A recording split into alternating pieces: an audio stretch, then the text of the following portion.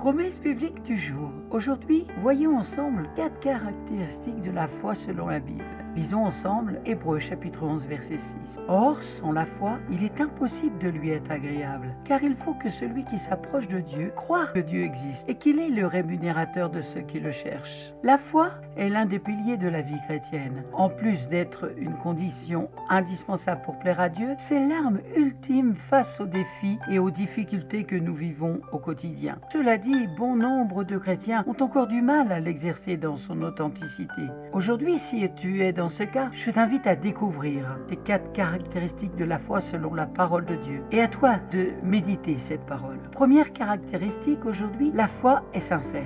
Contrairement aux hommes, Dieu ne regarde pas l'apparence, mais il regarde au cœur. Comme le dit un cantique, s'il vous voit vrai et sincère, à chercher la sainteté, il écoute vos prières et vous met en liberté. En effet, lorsque vous vous basez sur vos propres désirs, votre foi n'est plus pour la gloire de Dieu. Dans ce cas, vous cherchez simplement à satisfaire votre orgueil humain. Il est donc essentiel d'être sincère pour que votre foi soit agissante. Lisons cela dans Jacques chapitre 4 verset 3. Vous demandez et vous ne recevez pas parce que vous demandez mal, dans le but de satisfaire vos passions. La foi exclut le doute. Deuxième caractéristique du jour de la foi selon la Bible. Il est quasiment impossible de vouloir exercer sa foi sans une réelle conviction. Dans sa définition selon la parole de Dieu, dans Hébreux chapitre 11 verset 1, la foi est une ferme assurance des choses qu'on espère et une démonstration de celles qu'on ne voit pas. Ceci implique alors que vous devez croire de tout votre cœur lorsque vous faites une déclaration de foi ou lorsque vous posez un acte par la foi. En d'autres termes, la foi exclut le doute.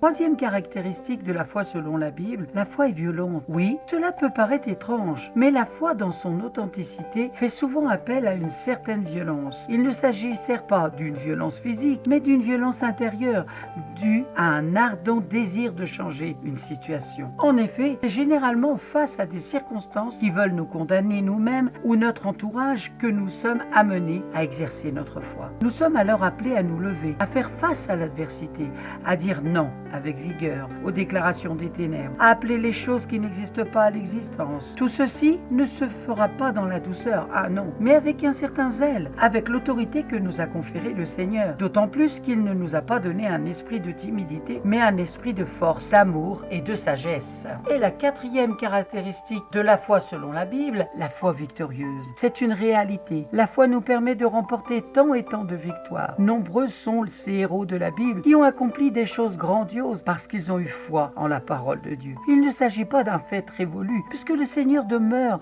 le même hier, aujourd'hui et éternellement. Beaucoup continuent ainsi de remporter des victoires par la foi. Et si tu apprends à exercer ta foi, il en sera de même pour toi. En effet, la foi est le déclencheur des miracles et des prodiges. Dieu se nourrit de notre foi pour nous faire accomplir l'impossible. Par ailleurs, une foi qui n'est pas exercée n'a pas la possibilité de grandir. La foi exige de se dépouiller de certaines étiquettes et de certaines pensées. Même si tu penses n'avoir qu'un petit bout de foi, exerce-la sainement et elle agira. Si la parole de Dieu déclare que le juste vivra par sa foi, c'est sûrement parce qu'il s'agit d'un élément essentiel pour toute vie qui désire croître dans le Seigneur. N'ayons donc pas peur d'exercer notre foi et croyons simplement que c'est ce que le Seigneur attend de nous. Amen. Soyez abondamment bénis. J'espère que cette parole du jour vous a encouragé, fortifié votre foi. C'était mon souhait en tout cas. Si vous ne possédez pas la Bible, n'hésitez pas à me contacter. Je vous en offrirai une.